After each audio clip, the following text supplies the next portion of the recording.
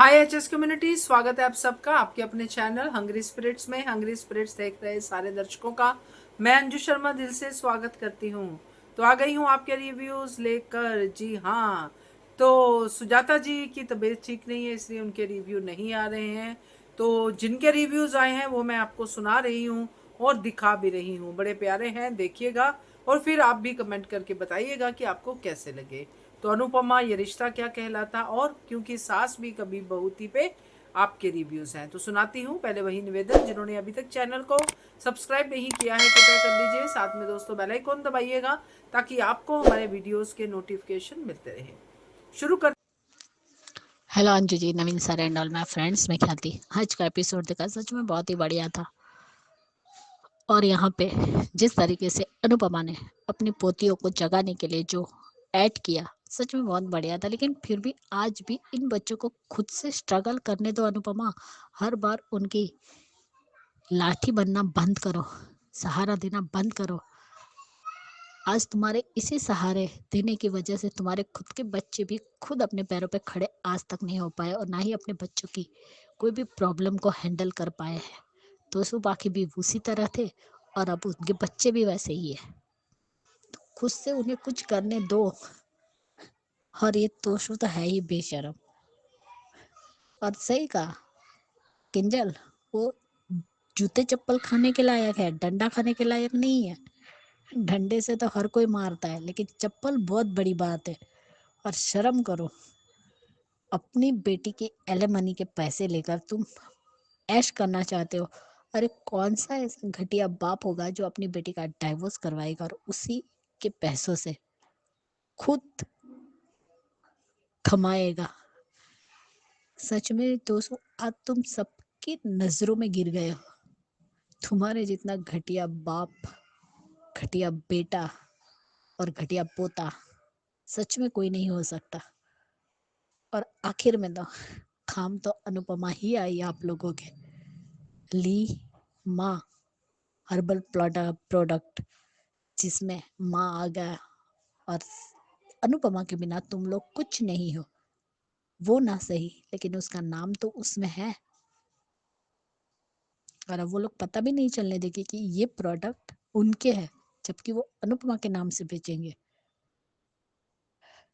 कम से कम इस बार तो भी गौतम को पता नहीं चलना चाहिए, वरना वो सब कुछ फिर से बर्बाद कर देगा। लेकिन अनु सॉरी लीमा प्रोडक्ट जो नाम दिया है लीमा, उससे लीला खुश नहीं है। हर वाह वसुंधरा कोठारी, तुम्हारी पोती की शादी हो चुकी है और तुम उसके ससुराल वालों को और ना ही अनुपमा को बुलाना चाहती हो, जबकि वो उसकी दादी सास है। शर्म करो। क्या तुम आज भी यही समझ रहे हो कि प्रार्थना गौतम की पत्नी है, इसलिए तुम इस बच्चे पर इतना हक जता रही हो? जहाँ पति की इज्जत ना हो वहां प्रार्थना को नहीं रहना चाहिए। और गोद भराई में ससुराल वाले पहले होते हैं, मायके वाले नहीं। लेकिन प्रार्थना सच में इडियट है। वो अपने ससुराल क्यों नहीं चली जाती? क्या पति की इज्जत से ज्यादा माँ की कसम होती है? राही को बुरा लगा जब उसने कहा कि मैं अनुपमा को भी बुलाना नहीं चाहती, वो भी नहीं चाहिए। चाहे कुछ भी हो, उसके ससुराल वाले अनुपमा नहीं आएगी और गोद भराई होगी। वाह वसुंधरा कोठारी, चीट भी मेरी पट भी मेरी। और यहाँ पे आज प्रेम और राही का सीन अच्छा था, लेकिन प्रेम ने गलत डिसीजन लिया। जब पता है कि हमारे घर वाले कैसे हैं, तो फिर क्यों प्रोफेसर को घर बुलाना? वो स्कूल जा रही है ना, और तुम भी पढ़ा रहे हो, तो वही रहने देते। और खुद बोलता है कि मैं घर वालों को बता दूंगा, और बताया भी नहीं और चला भी गया। और इस टीचर को सच में राही पसंद आ गई है, वो जिस तरीके से देख रहा है। और घटिया तो हो ही तुम गौतम, कारण हो या ना हो, लेकिन कारण किस तरीके से बनाना ये तुम्हें जरूर पता है। और तुम्हें राही और प्रेम की भी लाइफ स्पॉइल करनी है, इसीलिए तुम सारे हथकंडे अपनाओगे। लेकिन तुम भूल गए हो कि ये प्रेम है, राजा नहीं है जो घर वालों की बातों में आ जाएगा। उसे राही पर पूरा विश्वास है। लगता है कोठारी हाउस में रह रहकर प्रार्थना भूल गई कि अंश उसका पति है। लेकिन चलो बोला तो सही, मेरे पति और ससुराल वाले रहेंगे तब भी गोद भराई होंगी, वरना नहीं होंगी। और आज तो बापूजी छा गए। वाह बापूजी, बिल्कुल सही जवाब दिया है आपने अपने नालायक पोते और पोती को।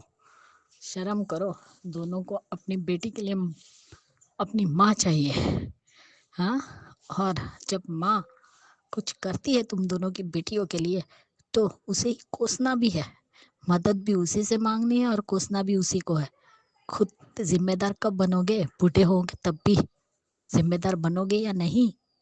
बेशरम कही के भाई बहन, खुद तो निकम्मे हैं और चले हैं दूसरों को ज्ञान देने।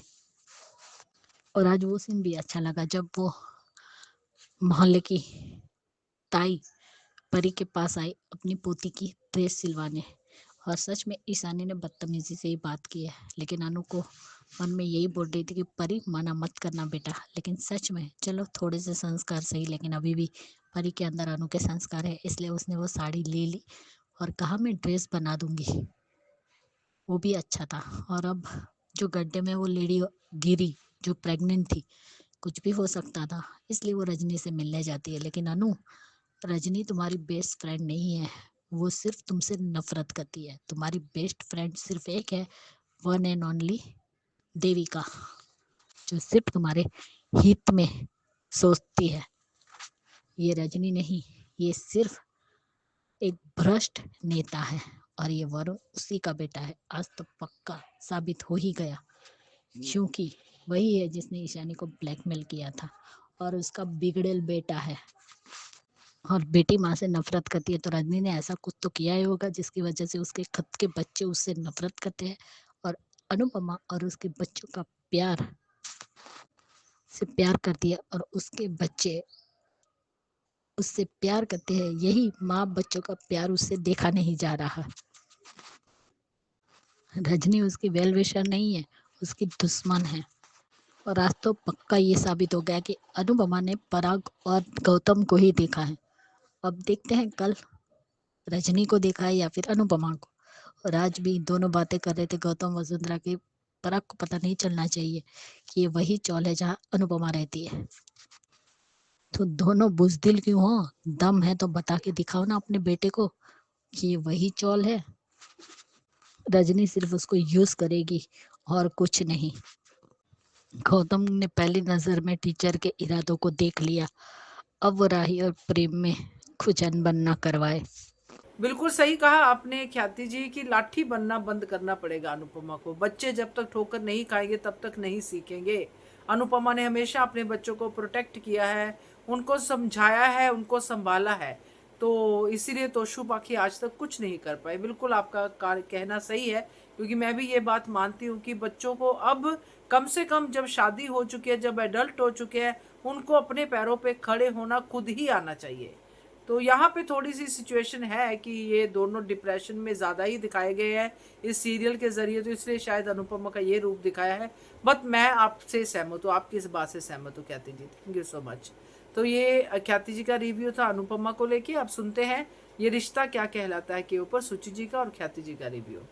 नमस्ते अंजलि जी, मैं सुच्चू रवि। ये रिश्ता क्या कहलाता के लिए, जिस तरह पूर्वज, द लीनिएज, नानी परनानी, उससे पहले जो 5 पीढ़ी, हमारी 5 पीढ़ी लड़कियां थी। अब तो परनानी नानी नहीं रहे, पर माँ, मैं और मेरे बेटियाँ, कम से कम 3 जनरेशन लड़कियां तो है। ये होता है जिसके कहानियाँ, उनका सीख, उनका खाना बनाने का तरीका, परंपरा बहुत कहना ज़रूरी है। और जिस तरह अबीरा लड़ रही थी और अम्मा अभिमान लड़ रहे थे, वाकई काबिल तारीफ़ है। विद्या दिमाग से तो पैगले और कड़वापन भी आ गए उनके मुँह ज़बान पर। सही कह रही दादी सा। जिस तरह फूफा तो जहर उगलना था और तानिया तुम कहीं कहे। लेकिन मैं सोच रही थी, बड़ों का बड़ापन दिखाना है, सहकार, आत्मसम्मान, या ईर्ष्या या ईगो या आपको लकीर होती ना, बहुत बारीक सी लकीर होती है। तो कई बार वो उस लकीर के बीच जैसे आत्मसम्मान और ईगो के लिए तो थोड़ा मुश्किल हो जाता है, क्योंकि बार बार चोटें खाने से उनका सब्र बांध टूट जाता है। बड़ों का भी बड़ापन होता है और बड़ों का भी फर्ज होता है। कई बार बड़ों से भी गलतियां हो जाती हैं, माँ से भी गलतियां होती हैं। माँ भगवान से ये नेक्स्ट टू गॉड कहते हैं। जैसे माँ भगवान के पास है, और कई बार भगवान भी हो जाते हैं, लेकिन वो भी इंसान भी हैं, गलतियां हो जाती हैं। माफ़ भी करना चाहिए। कई बार थोड़ा वक्त लगता है, जो दर्द होता है बहुत आसान होता है, हम भूल नहीं पाते। इसका मतलब ये नहीं कि आप गुस्सा हो हर बार, हाँ दुखी हो थोड़ा सा, लेकिन कई बार ज़िंदगी उस आगे निकल जाती है। इसलिए ज़िंदगी को जगटने अपनी जोड़ नहीं रखना चाहिए, आपको थोड़ा जगह के रखना चाहिए और थोड़ा लेट गो होना चाहिए, ज़रूरी है। हम भूल नहीं पाते, पर इसका मतलब ये नहीं कि अंदर अब ग्रजेस पैदा करो और नफ़रत पैदा करो। मैं सोच ही रही थी बड़ापन दिखाए, कम से कम इतना मेहनत कर रहे जोड़ के रखने के लिए, कम से कम ये दोनों को पता तो चल रहा है। पर अभी कायरा का सच आने का देर है। लेकिन जिस तरह दादी सा ने दिखा कि इन तीनों के लिए आ रहे हैं, वाकई काबिल की तरफ है। थोड़ा गुस्सा हो वो तो अच्छी बात है ना, फैमिली परिवार में रह के गुस्सा दिखाना और सख्त निर्णय लेना, वो बात अलग है। पर देखते हैं आगे क्या चलता है। Hello Anju ji, Naveen sir and all my friends, मैं ख्याति। आज का एपिसोड देखा, बहुत बढ़िया था। जिस तरीके से अक्षरा की जर्नी दिखाई, बहुत अच्छा लगा। और यहाँ पे अरमान और अबीरा दोनों ने परफॉर्म भी किया उस जर्नी पर। वो बहुत ही ब्यूटीफुल और माइंड ब्लोइंग था, क्योंकि सच में अक्षरा की जर्नी बहुत अच्छी थी। अक्षरा और नैतिक की वहाँ पे इतनी नेगेटिविटी नहीं थी। हाँ, थोड़ा बहुत मनमुटाव था, लेकिन हाँ, कभी किसी ने बंटवारे की या फिर ऐसे घर छोड़कर कोई भी बुजुर्ग नहीं गया, बल्कि बच्चों की गलती पर बुजुर्गों ने संभाला और उनका मार्गदर्शन किया। और यहाँ और बच्चों ने भी कभी कभार बड़ों के लिए स्टैंड लिया और उनका भी मार्गदर्शन किया। जैसे नैतिक के पापा की दूसरी शादी करवाई थी, जो हमें आज दिखाया गया। मैंने तो वो पूरी पहला सीजन देखा है, लेकिन बाद में नायरा जो घर छोड़कर भागी, वहाँ उससे थोड़ा पहले से नहीं देख पाई। बाकी अक्षरा और नैतिक की पूरी जर्नी देखी है, और वो कार्तिक और नायरा की भी, जो वो तो बहुत ही बढ़िया थी। दोनों में प्यार, अंडरस्टैंडिंग, और नायरा बहुत नटखट थी, और वो भी सबको साथ लेकर चलती थी, और उसकी जर्नी भी बहुत अच्छी थी। हाँ, वो नटखट थी, मस्तीखोर भी थी, कभी कभार उसे भी गुस्सा आता था, जिद्दी भी थी वो, लेकिन फिर भी बहुत अच्छी थी। और अबीरा का तो, सॉरी, अक्षरा का तो क्या ही कहे, जो अबीरा की माँ थी, वो तो बहुत ही अच्छी थी। अबीरा को बहुत कुछ झेलना पड़ा है, ये तो कम दिखा है। जब उसकी फर्स्ट एंट्री दिखाई, जब वो फिर से उदयपुर आई और उसके माता पिता ने उसको बड़ा नहीं किया, उसके बड़े मम्मी और बड़े पापा ने बड़ा किया था। क्योंकि अक्षरा के माँ बाप शायद थे ही नहीं, और मिस्टर सुवर्णा और मिस्टर गोयंका ने उसे बड़ा किया था और सारे संस्कार दिए थे, लेकिन कुछ अनबन थे जिसकी वजह से वो हॉस्टल में रही। और जब पहली एंट्री भी दिखाई, तब सबसे पहले अनुपमा के साथ उसकी बातचीत दिखाई, उसकी एंट्री अनुपमा में करवाई। तभी तो हमने जब अनुपमा ने जब अनुज को प्रपोज किया पूरी दुनिया के सामने स्टेज पर कि मैं अनुज कपाड़े से शादी करने जा रही हूँ, फिर वो दोनों उदयपुर गए थे, तभी वो बात भी उसने कही थी। पहली मुलाकात हमारी अहमदाबाद में हुई थी और उसकी जिंदगी में बहुत ही स्ट्रगल थी। अभिमन्यु से शादी के टाइम पे भी उसकी रूही की माँ आरोही को प्यार हो गया था अभिमन्यु से, तो वो जबरदस्ती शादी करना चाहती, लेकिन टाइम पर ही सबको पता चल गया कि अभिमन्यु आरोही से नहीं अक्षरा से प्यार करता है। पर अक्षरा भी इसी तरह अपनी कुर्बानी दे रही थी, प्यार की कुर्बानी दे रही थी, लेकिन फिर भी आखिर में अक्षरा और अभिमन्यु की शादी हुई और बाद में भी बहुत कुछ उसने सहा है। नील की मौत के बाद, उसके देवर की मौत के बाद, बिना उसकी बात सुने अभिमन्यु ने उसे डाइवोर्स दे दिया और वो उस स्थिति में भी नहीं थी कि वो कहाँ जा रही है, कहाँ बैठ रही है, और तभी वो उसी बदहवासी में वो बस में जाकर बैठ जाती है जहाँ पे अभिनव मिलता है उसे और उसके टिकट भी निकालता है। और जब उसे होश आता है तो वो चौंक जाती है कि मैं बस में कैसे। तब वो बेहोश होती है तो उसे हॉस्पिटल लेके जाता है और तब पता चलता है कि जब अक्षरा प्रेग्नेंट होती है तो उसके जुड़वा बच्चे होने वाले होते हैं, तो एक बच्चा मर जाता है और एक जिंदा रहता है। यही बात बताने के लिए वो अभिमन्यु को बहुत बार फोन करती है, लेकिन अभिमन्यु नहीं सुनता क्योंकि मजरी की तबीयत खराब रहती है उसकी माँ की, जिसकी वजह से वो बात नहीं सुनता है। और अभिनव उसका पूरा पूरा साथ देता है और फिर वो उससे शादी करती है।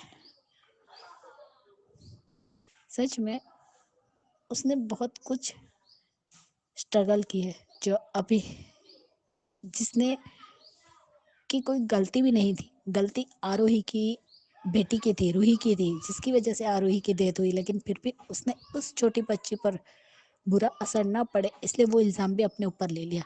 और तानिया, शर्म करो, जब तुम्हें किसी के बारे में पूरी स्टोरी पता ना हो ना तो उसके बारे में बुरा वर्ड भी मत बोलो। शर्म आनी चाहिए तुम्हें तानिया।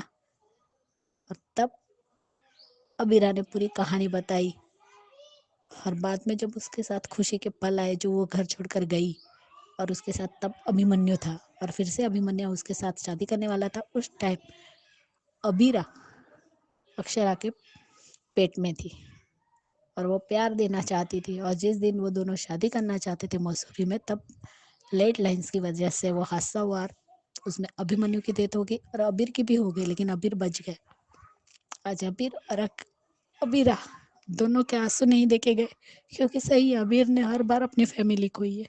पहले पापा से बहुत प्यार किया, वो पहाड़ी से गिर के मर गया अभिनव, और बाद में अभिमन्यु से इतना उसके जो रियल पापा थे उससे भी प्यार किया, वो भी छीन गए। तो उस बच्चे ने तो फैमिली से दूर रहकर ही खुद अकेले बड़ा हुआ है।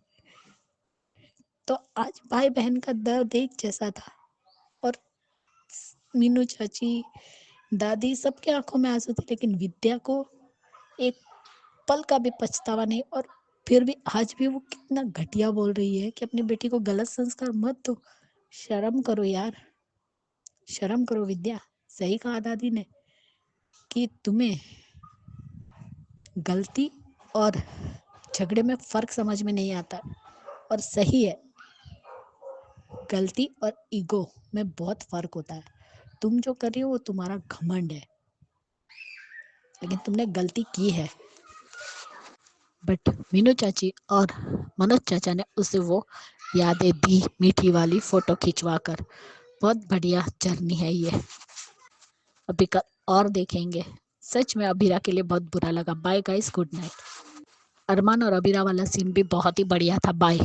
सो thank you so much Suchi ji, ख्याति जी, आपके रिव्यू के लिए। यस, बिल्कुल सही कहा आप दोनों ने ही।